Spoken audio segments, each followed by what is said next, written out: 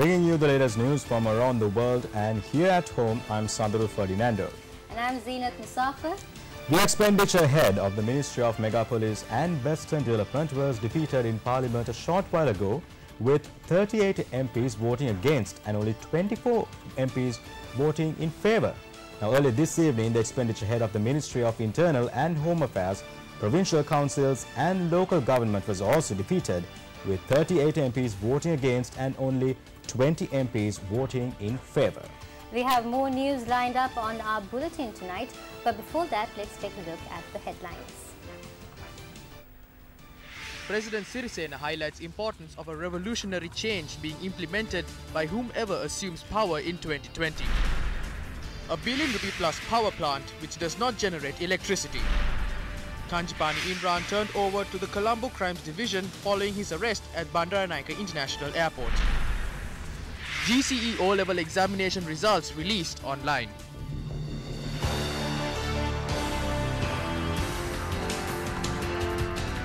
The 36th annual convention of the Sri Lanka Administrative Service Association was held today under the auspices of President Maithripala Sirisena.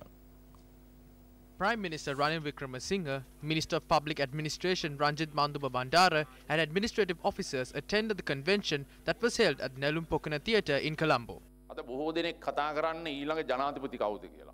Everyone is talking about the next presidential candidate because according to the constitution, the presidential election should be held by the end of this year.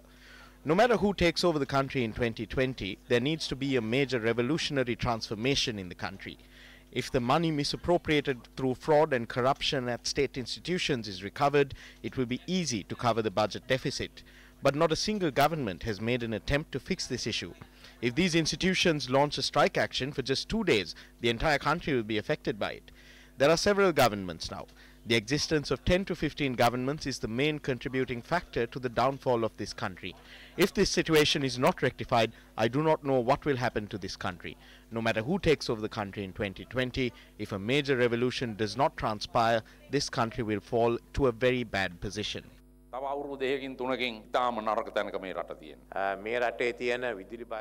ministerial committee was appointed by the cabinet on the request of the president to solve this power crisis.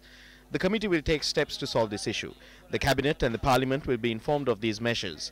An important decision that was taken was to appoint an energy manager for all the ministries, especially because these ministries and the departments affiliated have generators, so they can temporarily halt using power from the national grid and use the generators instead. For example, we decided to utilize the generator at Temple Trees instead of using power from the national grid. This has to be done only for 7 days. I believe that by adopting this method, we can save a lot of electricity and these power cuts can be controlled. The next step will be informed to Cabinet tomorrow. The reason why there are no power cuts in Colombo is because discussions were held with major companies in the Colombo city area and they came to an agreement to use their own generators instead of taking electricity from the national grid. Therefore, we have been able to give some relief to Colombo. If the government institutions adopt these measures too, we will be able to provide the general public with some relief. Good evening to you. We are joining you from the newsroom with another special report. Now, everyone is talking about this special cabinet memorandum that we revealed to the general public yesterday. This cabinet paper is with regard to the project that everyone is talking about, the controversial $3.85 billion oil refinery project in the Mirijuvilla EPZ. Now, we spoke to you about several issues pertaining to this particular project as well. We have another special report today, but before we go there, I want to draw your attention to several facts as well. Now, yesterday we reported to you about the affidavit that has been put forward by Mr. Jagat Rakshagan, who is a politician in India, a controversial politician who was a leader of the DMK party as well. When he is about to face for the general elections happening in India, he has put forward an affidavit stating out his liabilities and assets, and he says his assets are worth 114.7 crore in Indian rupees. So what I'm trying to say right now is the fact, a point that has been clearly raised by Transparency International Sri Lanka. Transparency International Sri Lanka warned Sri Lanka over controversy surrounding oil refinery. Now, in their release yesterday sent out by Transparency International, they clearly reiterate that there could be a risk of money laundering that is taking place through this oil refinery project in Mirijavela in Hambantota. Now, why this gets further heightened is by facts like this, where a businessman, a politician has amassed a wealth pertaining to about 1.1 billion rupees, Indian rupees in his country. And they also say that he has not purchased any shares, or his spouse, his wife has not purchased any shares of this company in Singapore as well. And in this article, the Hindu article, it clearly says that the company that is investing in our country through Singapore is not a company that has commenced full-fledged operations. So again, the question comes as to where this money is coming from. The 3.85 billion that the government says is being invested in our country, where is this money coming from? Earlier, we reported to you that Oman denied that they are investing in the country. We saw a minister from Oman coming here only as a chief guest. In his speech, he did not mention that he is investing in this, like our ministers go and declare open various things, including sometimes public laboratories, small houses that they construct. We do not know whether this person, the minister who came from Oman, is just here on the basis of an invitation extended to him. The money is not coming from Oman. The money is not coming from India. The $3.85 billion that the government is promising to the people of this country in terms of an investment, where is that money coming from? And on top of that, here we have the Transparency International Sri Lanka reporting to the general public the risk that is involved in this particular project that is going to take place in Mirijavela, Hambantota as well. And as you can see, Transparency International in their release as well, they have done their research into what is going on.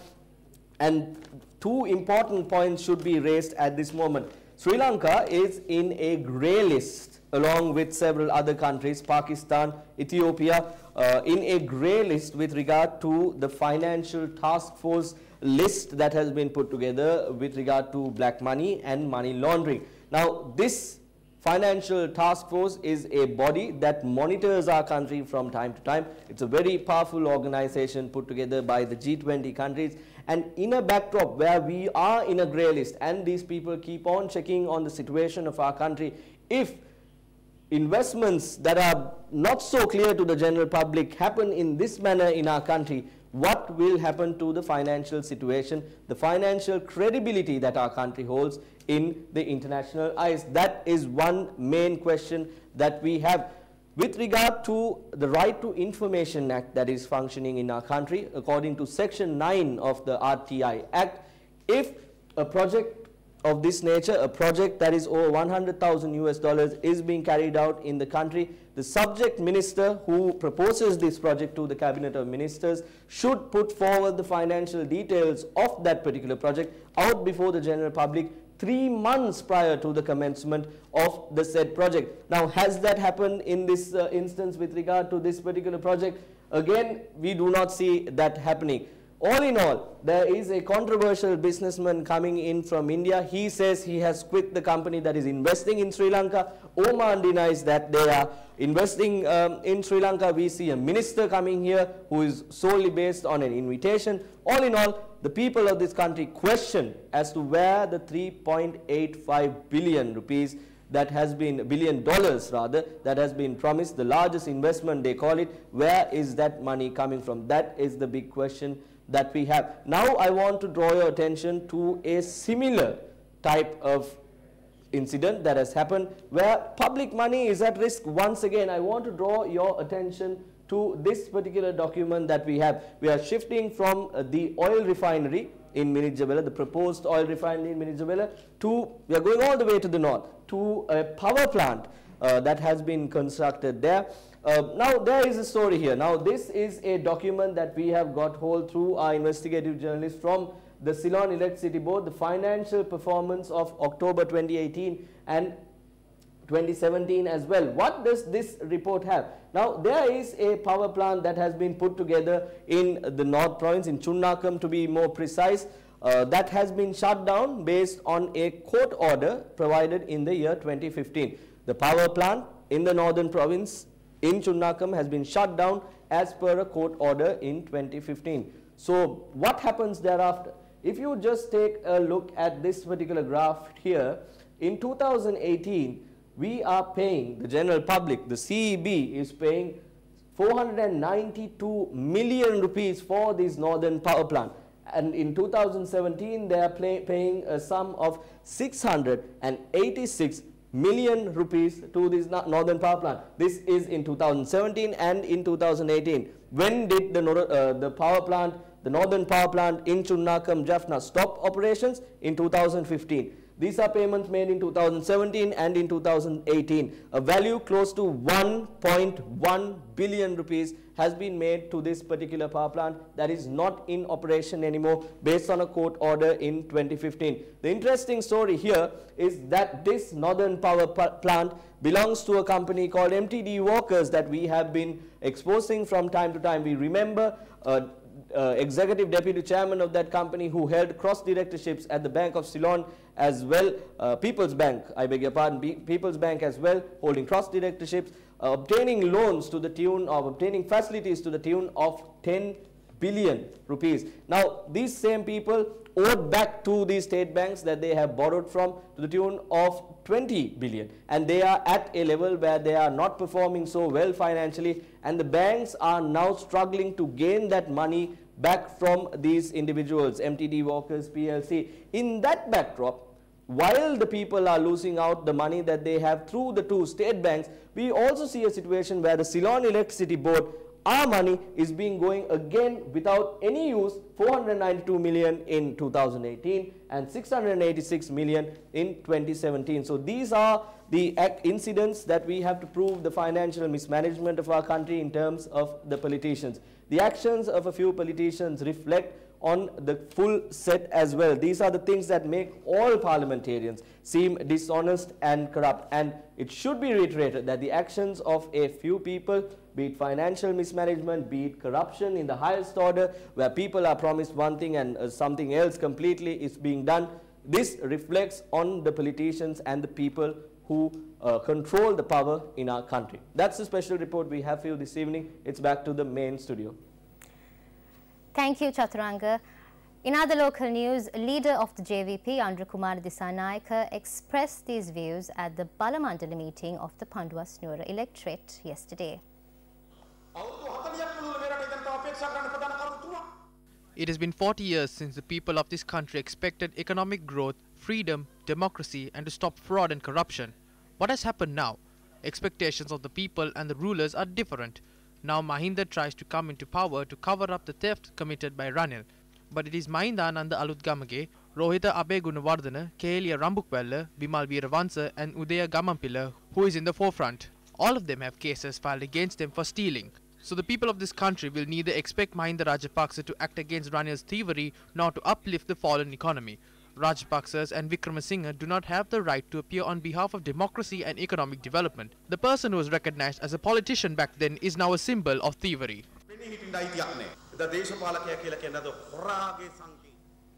Former Presidents Mahinda Rajapaksa and Chandrika Bandaranaike Kumaratunga expressed the following views regarding the prevailing power crisis in the country. It was only during our government that the public was not inconvenienced due to power cuts. This power crisis is due to the lack of proper management. The government failed to construct the power plants that were to be constructed by 2017. They even failed to construct the power plants that were planned during the tenure of the previous government, and now the people are suffering the consequences. There will be more power cuts in the future.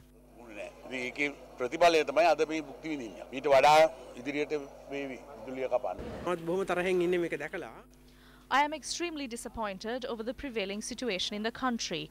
During my government, many power plants were constructed. I laid the foundation stone and initiated the construction of the Norochole power plant. However, the Rajapaksa government rejected this agreement and entered into another agreement for double the cost. We know what happened to all the excess funds. The contract to construct the Norochole power plant was awarded to a well-reputed Chinese company.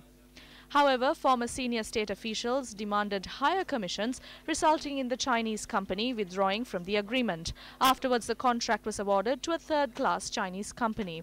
The recent breakdown at the Norochole power plant was the 38th breakdown since its inception.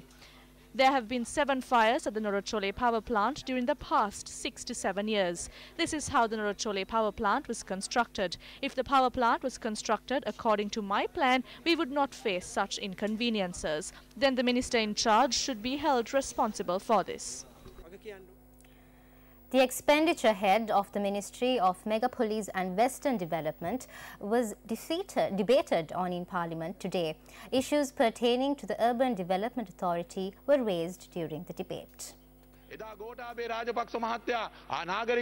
When Gotabaya Rajapaksa was the Secretary of the Urban Development Ministry, he signed an agreement with Imperial Builders. It was a blacklisted company in Dubai back then. Our minister had brought them down to Sri Lanka and had several transactions with them. The Imperial Builders company was brought here. Talks were held and we have given them dates on several occasions. They have as yet been unable to complete work on the houses in the lands that they were given.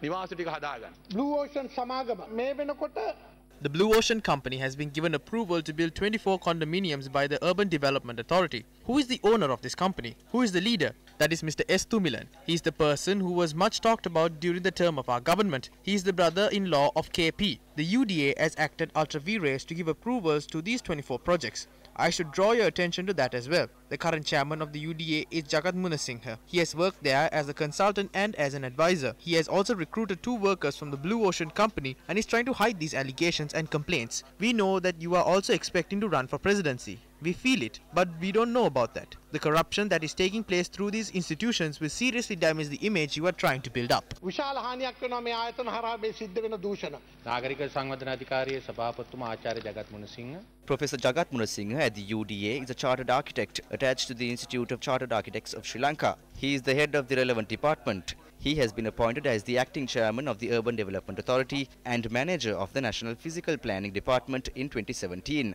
Thereafter, he has not held a position in any other private sector company. I responsibly assure that he has not worked in a private company. Meanwhile, projects that he has managed are not approved by the Urban Development Authority, but by the Dehiwala Mount Lavinia Municipal Council. It is not relevant to us from where this money comes from. But if the Blue Ocean Company is having a certain way of getting money to their accounts illegally or due to any other reasons, since he has clearly accused the person, a notice by a letter in writing will be sent to the CID tomorrow to investigate further into this matter. රහස් පොලිසියට ලිඛිතව හෙට දිනේ දැනුම් දෙන බව ප්‍රකාශ කරන්න. Welcome back to the news. Continuing in more local news, the 2018 GCE Ordinary Level Examination results were released online by the Department of Examinations today. The Department of Examination notes that there were 656,641 applicants who sat for the Ordinary Level Examination last year. The results are now available on www.donets.lk. The department adds that the results of students found to be involved in cheating at the examination will not be published today. Additional Solicitor General, President's Counsel Yasantha Kodagoda was sworn in as the President of the Court of Appeal in the presence of President Maithripala Sirisena this morning. The Constitutional Council had unanimously approved Yasantha Kodagoda as the President of the Court of Appeal, following his nomination by President Maithripala Sirisena. Yasantha Kodagoda was called to the bar in October 1988 as an attorney at law of the Supreme Court and joined the Attorney General's Department the following year. He was appointed a senior state counsel and in 2005 he was promoted as Deputy Solicitor General. In 2015, Kodagoda was appointed Additional Solicitor General and also took oaths as a President's Counsel. In 2017, he was appointed as counsel assisting the Presidential Commission of Inquiry into the issuance of treasury bonds. President's Counsel Yasantha Kodagoda was instrumental in leading evidence at the Commission of Inquiry with regard to the alleged perpetrators of the bond scam. From 2018 onward, Kodagoda had been the legal advisor to the Financial Intelligence Unit of the Central Bank of Sri Lanka and second in command of the Criminal Division of the Attorney General's Department. Minister John Amaratunga and UPF MP Nimal Lanka traded barbs in Parliament today. Let's take a look at what they had to say. The Wattala Urban Council called for tenders for the sale of a 77-perch plot of land worth 5 million rupees which belongs to the Wattala Mabola Urban Council. None of the bidders were provided with tender forms. When they attempted to get forms, they were told that the land was not being sold because money is being given by Minister Champika at the Megapolis Ministry. Each perch is worth 5 million rupees. but it has been given for 1.2 million. There is a loss of 3.8 million for each of the 77 purchase.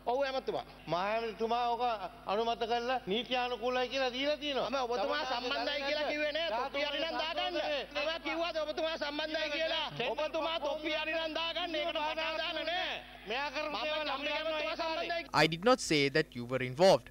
I did not say Minister Vajira is involved. You don't know about this. Your chairman in Vattala is involved. The secretary of the Vattala Urban Council is involved. I have the complete file on this. I have bet my position as an MP. I challenge you to a debate. Just because you have put the hat on, there is nothing I can do about it.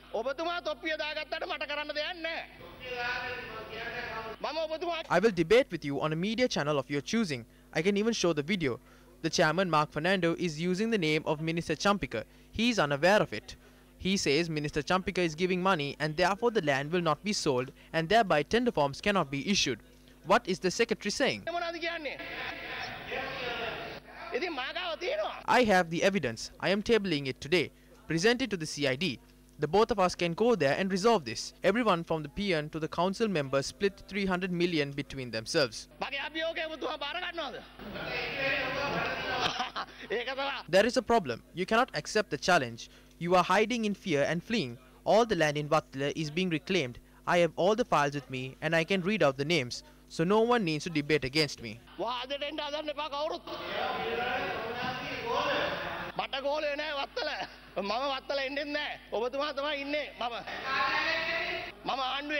I am not in the government. If we were in the government, we would be aware. They would certainly be in prison, but it is your government in power.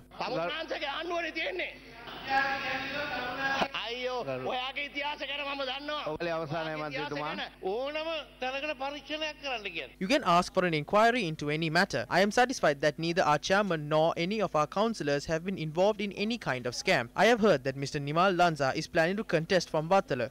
So he is coming here and making false accusations. The leader of the TNA, R. Sambandhan, stated the stance of the TNA on the provincial council elections in Parliament today. It's unfortunate in a sense that the provincial council elections have not been held. I'm in complete agreement with the joint opposition. I heard my honourable colleague, Honourable Dallas Alaperiba, referring to the provincial council elections. In fact, he referred to me and wanted to know what our position is. We want the provincial council elections held as early as possible. That is our position. In the whole country, including the Tamil areas of the north and the east. So that a provincial council election must be held. Muhammad Najim Imran, alias Kanjipani Imran, who was arrested with notorious underworld kingpin Markanduri Madush in Dubai, has been deported. The police said that following their arrival at the Bandar Naik International Airport this morning, 3 of the 4 individuals were apprehended while one of the accused is currently being detained and interrogated by CID officials. 4 people, including underworld figure Kanjipani Imran, also known as Muhammad Najim Muhammad Imran, who were arrested in Dubai, along with notorious underworld kingpin Markanduri Madush, were deported and arrived in Sri Lanka this morning. Sri Lanka police said 3 of them were arrested upon arrival and the other deportee is being debriefed by authorities. Kanjipani Imran was deported with Anushka Kushal alias Janga, Amila Sampath Sepala Ratnayaka and Anderson Fernandez. Sri Lanka police said Imran was handed over to the Colombo Crimes Division while Anushka Kushal and Amila Sampath were handed over to the Matra police. Anderson Fernandez is being interrogated by authorities. This group, including Kanjipani Imran, are wanted for murder, drug peddling, extortion and many other crimes. Anderson Fernandez had left Dubai on the 31st of January 2019. He claims that he sells vehicle spare parts. Another individual identified as Amila Sampath Sepala Ratnayaka had left Dubai on the 7th of August 2017. In his statement, he had claimed that he was previously employed at a petrol station in Dubai. He has been accused of being involved in a murder that took place on the 27th of August 2005 in the Urubokka area and for property theft. Anushka Kaushal alias Janga had left Dubai on the 3rd of February 2019. On the 8th of February, we found multiple military uniforms and T-56 bullets at his residence. He has been identified as an associate of Markanduri Madush. The 4th suspect, Muhammad Najim Muhammad Imran, alias Kanjipani Imran, had left Dubai on the 28th of March 2015. He is wanted for several crimes. Investigations revealed that Kanjipani Imran had left to Dubai using a fraudulent passport. After arriving at the Katunayaka International Airport, Kanjipani Imran and Amila Sampath had planned to leave to the Maldives.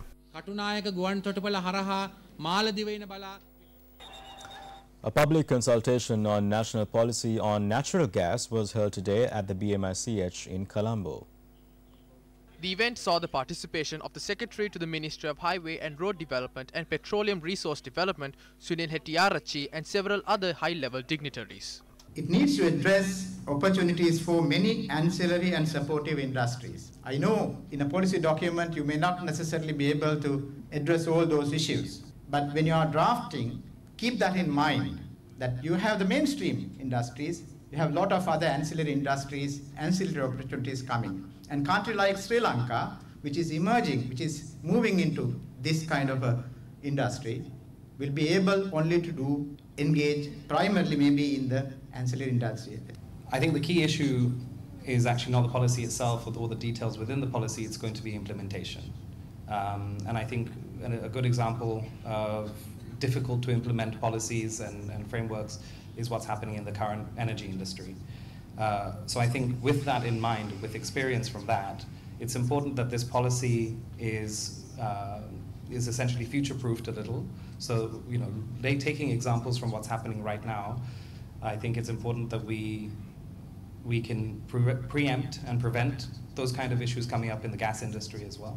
So my first comment on when I see the policy is that we are building a policy framework for a world that is no longer our future.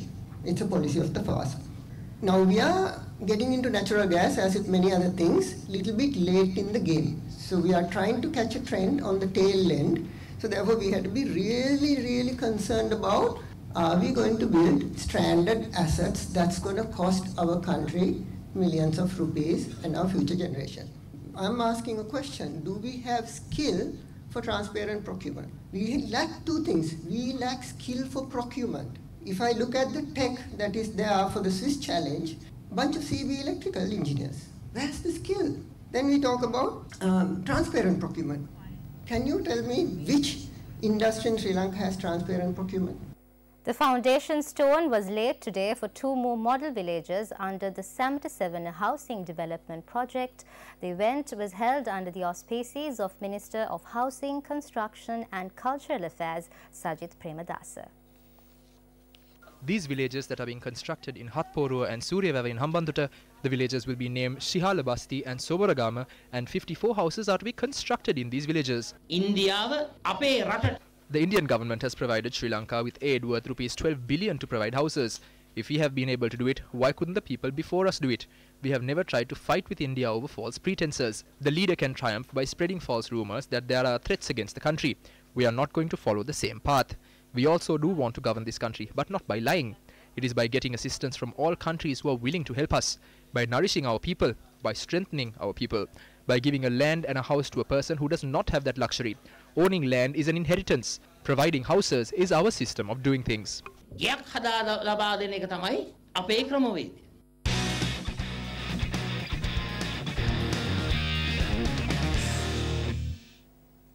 Sports First Alliance Platinum Awards 2018, the most awaited award ceremony to commend and recognize Sri Lanka's talented sportsmen and women, will be held tomorrow at the Stein Studios in Ratmalana.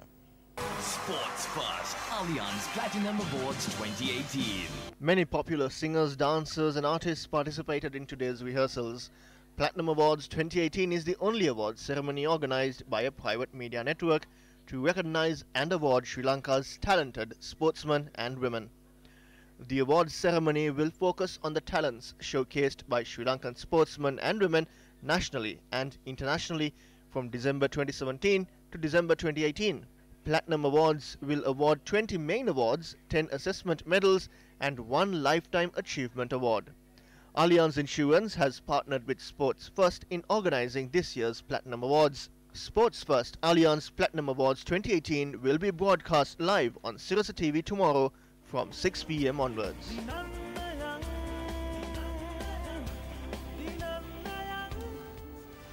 And with that, we wrap up news for tonight. Do take care and good night. Good night.